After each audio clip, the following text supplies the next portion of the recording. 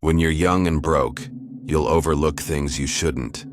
I learned that the hard way. It was my first year of grad school, and I was desperate for housing. The dorms were full, and I couldn't afford most places in the city. One night, scrolling endlessly through Craigslist, I found a listing. Roommate wanted, quiet, respectful student preferred. Must be okay with odd hours. $350 a month. The rent was suspiciously low for the area, practically unheard of. But I was exhausted from weeks of searching and starting to panic. I met the guy the next day. His name was Chris. He was in his early 30s, maybe older, thin, pale, with messy brown hair and a voice that barely rose above a whisper. He had these deep-set eyes that didn't quite look at you, more like they looked through you. The townhouse was old, real old, creaky floors, drafty windows, and that lingering scent of something sterile, like bleach. But it was tidy, uncomfortably tidy. There were no personal touches, no photos, no books, no clutter. Just bare essentials like the house had been staged for a showing years ago and no one had ever moved in. I asked Chris if he'd lived there long. He nodded, said his last roommate didn't work out. When I asked what he did for work, he said he kept odd hours and preferred not to be disturbed. That should have been enough for me to walk away. But I didn't. I moved in 2 days later. The first week was uneventful. Chris stayed in his room most of the time. I barely saw him, which at first I appreciated. He never ate in the kitchen, never watched TV, never made noise. It was like living with a ghost. But by the second week, the strange little things began. I'd go to sleep with my door locked, a habit I picked up as a kid, and wake up to find it slightly open. Not wide, just an inch. Just enough to make you question whether you really locked it in the first place. The first time it happened, I blamed myself. The second time, I wedged a slipper behind the door before sleeping. The third time, the slipper had been moved. I asked Chris about it casually, half joking. "Hey, you haven't been sleepwalking into my room at night, have you?" He just stared at me, silent, no smile, his eyes locked onto mine, unblinking. Then he turned and walked away. That night I slept with a chair pushed under the doorknob. Then came the footsteps. Around 3 a.m. I'd hear them. Slow, deliberate steps in the hallway outside my room. Sometimes pacing, sometimes just stopping. Right outside my door. No knock, no sound, just presence. I'd lie frozen in bed, listening, barely breathing. I wanted to believe it was the house settling, but the timing was too exact. The footsteps always came around the same hour, not every night, but often enough to feel deliberate, intentional. One night I mustered the courage to open the door suddenly. No one, but there was a shadow at the end of the hall.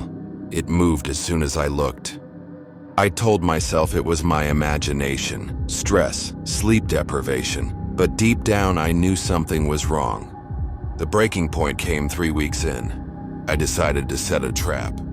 I left my door unlocked, just barely ajar. I wanted to see if Chris would enter. I set my phone to record, tucked it into the bookshelf across from my bed, camouflaged behind textbooks. I left the bedside lamp on, dimmed, just enough to make out shapes. Then I waited. At 3:12 a.m. I heard the floor creak. Footsteps, slowly approaching. I kept my breathing steady, pretended to sleep. My heart was hammering against the mattress. The door opened wider. He was inside. I didn't dare open my eyes, but I felt him there and standing beside my bed. The air was different, heavy, like someone had pressed pause on the entire house. He didn't speak, didn't move, just watched. After what felt like 10 full minutes, he backed away, quiet as a whisper. The next morning, I played the footage. It showed Chris standing by my bed, tilting his head, studying me. He never touched anything, just watched me sleep. I packed my bags that same day, told him my mother was sick, that I had to leave immediately. He didn't protest, didn't ask why. As I dragged my suitcase down the hallway, something shiny caught my eye near his door. It was a key. My bedroom key. I had never given him one. I left the city the next morning, found another place, paid more, slept with the lights on. A month later, I saw something on the news. Body discovered in abandoned townhouse basement. It was Chris, but that wasn't his real name. He'd been living under a fake identity. The real homeowner had been missing for years. Police found evidence of multiple prior tenants, none of whom had filed forwarding addresses. Just vanished. But that wasn't the worst part. They also found hidden cameras. In the bathroom, the kitchen, the living room, and in every bedroom. Including mine. Tapes dated months back, labeled by name, time-stamped by hour. And on one of those tapes, me, lying in bed, while he stood silently beside me. I worked security at a small medical supply warehouse on the edge of town. Graveyard shift, midnight to 8 a.m. Most nights were dead quiet. The building itself was huge. One massive main floor stacked with crates and shelves, and a second-floor office that overlooked the whole place. There were only 2 cameras, one for the entrance, and one inside pointed at the loading bay. The job wasn't glamorous, but it paid decently. All I had to do was check the doors, monitor the 2 feeds, and sign off on deliveries. That's what made what happened next so disturbing, because I know I was alone that night. The shift started like any other. I arrived at 11:55, scanned in, checked the logs. Nothing unusual. The guy before me waved goodbye and left. I made my usual rounds, checked the back doors, padlocks, bay doors, emergency exits, all secure. Then I went upstairs to the office and sat in front of the old dusty monitors. Both cameras were working, nothing on the feed. Just silence, flickering fluorescent lights, and the hum of a vending machine. Around 2:20 a.m. I went downstairs to heat up some noodles in the break room. I was gone maybe 10 minutes. When I came back up, I noticed something weird on the main floor feed. A crate had moved. It wasn't a big move, maybe just a few feet to the left, but enough to catch my eye. I blinked, leaned in. Maybe the camera glitched? I rewound the feed tube before my break. The crate had clearly been centered in the frame. Now it was off to the side. I scanned the feed again. Nothing. Just that still shot of the bay. No motion, no noise. I wrote it off as forklift positioning and went back to eating. At 3:13 a.m., the hallway light near the employee lockers turned on. Motion sensor lights. That hallway had no windows, no air drafts, and no rodents. It only lit up when someone walked under it. But I was upstairs, and no one else had scanned in.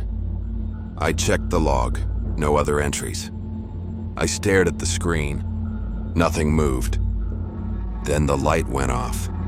I grabbed my flashlight and went downstairs, calling out, "Hello, anyone here?" My voice echoed down the loading corridor. Nothing. I checked every door. Still locked. The breaker box was untouched. No signs of tampering. I stood in that hallway for 5 full minutes, waiting. Silence. I went back upstairs a little shaken, but what I saw next made my stomach drop. The chair I'd been sitting in was now turned to face the opposite wall. I hadn't done that. I reviewed the internal camera again. The footage showed me getting up, walking out, and then nothing. No glitch, no figure, no movement, just the chair, slowly turning over the course of 3 minutes. I rewound it 5 times, thinking maybe the base was loose or it was uneven flooring, but it wasn't. The chair had turned, deliberately. At 4:06 a.m., the screen went black for 3 seconds. Just long enough for the camera to reset, something it had never done before. When the image returned, I nearly knocked over my coffee. There was a man, standing just inside the loading bay, facing the camera. Tall, head-shaved, wearing a long dark coat. I jumped to my feet and ran downstairs. But when I reached the bay, nothing. The door was locked. The area was empty. I searched every aisle, every corner, even the janitor's closet. No one. I ran back upstairs, heart pounding, and pulled the footage again. But this time, the figure was gone. It was like he had never been there. I sat in the chair, not knowing what to think. But I couldn't leave. I had 4 more hours on shift. Then, at exactly 4:44 a.m., the monitor started flickering again. Except now it wasn't static. It was words, written in blocky white text on both screens. "I see you." Then the feeds cut to black again. I shut off the system, grabbed my stuff, and left the building.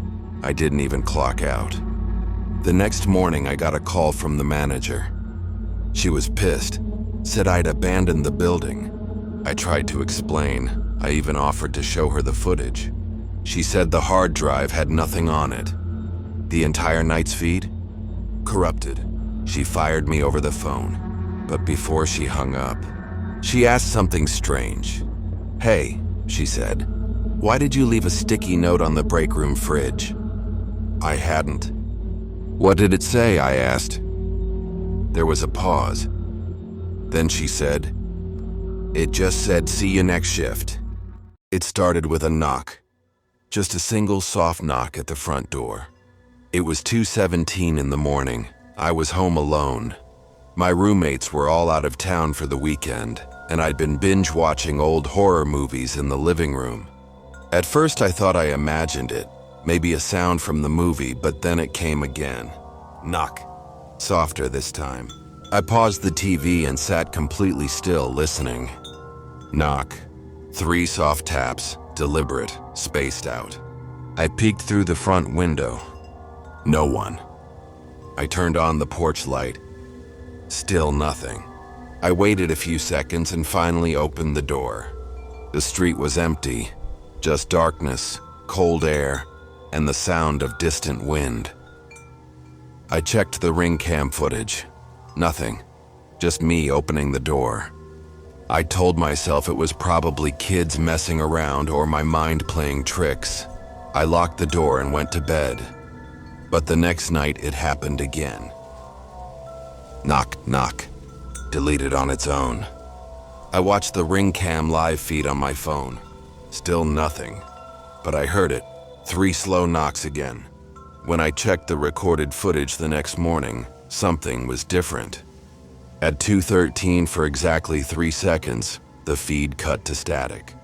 Then it resumed, showing nothing on the porch. The camera had glitched. It never glitches. Night 3, I set an alarm. I woke up at 2:20 a.m. and sat silently by the living room window, lights off, phone in hand. The moment my clock hit 2:14, I heard it. Knock. But this time I didn't just hear it. I saw him. A tall figure, standing just outside the glow of the porch light, like he knew exactly where the shadows began. Motionless. No face visible, just the outline of a man. Tall, thin, wearing something dark. Maybe a hoodie, maybe something longer. I couldn't tell. I recorded it through the window. But when I looked back at the video, he wasn't there. Just the porch, empty. I didn't sleep the rest of the night. The next morning, I called the non-emergency line. The cop who came was polite but skeptical, said there had been no reports of break-ins in the area. Maybe I was dreaming, or pranked. He left his card, told me to call if it escalated. That night it did. I heard the door handle jiggle. Not hard, not aggressive, just a slow rattle, like someone was testing it. I stood at the top of the stairs, phone in one hand, a kitchen knife in the other. Then came the knock, and this time, there was breathing. I don't mean heavy breathing like a horror movie. I mean soft, quiet human breathing right on the other side of the door. I whispered out loud, "Who's there?" No answer. I repeated it, louder this time. The breathing stopped. Then, footsteps. Slow and fading, like someone casually walking away down my front path. I ran to the door and threw it open. Empty again. The ring cam was still recording. I played it back. This time, he was there. For 1 second, just one single frame, the motion alert had triggered. A man, tall, facing the door, not moving, no visible features, and worst of all, no eyes. Just blackness where the face should have been. Then static again, just like before. I sent the clip to the police. They said the footage wasn't clear enough to identify anything and likely a compression error. I knew better. I bought new locks, a floodlight, motion sensors. I even stayed at a friend's place for 2 nights, but I had to come back. And when I did for 2 nights, nothing happened. Until the 3rd night. I was asleep, and this time, the knock wasn't on the front door. It was on my bedroom window. 3 slow taps, and then silence. I didn't move. I didn't breathe. When I finally worked up the nerve to check the footage from the outdoor side camera, the file was missing. Just gone. Deleted on its own. I don't know who he is. I don't know what he wants. But the knocks haven't stopped. They always come in 3s, and always at 2:17. If you made it this far, thank you for spending your night with us. If these stories gave you chills, there's plenty more waiting. Don't forget to subscribe to NightFear Stories for new terrifying tales every single night. Sleep well, if you can.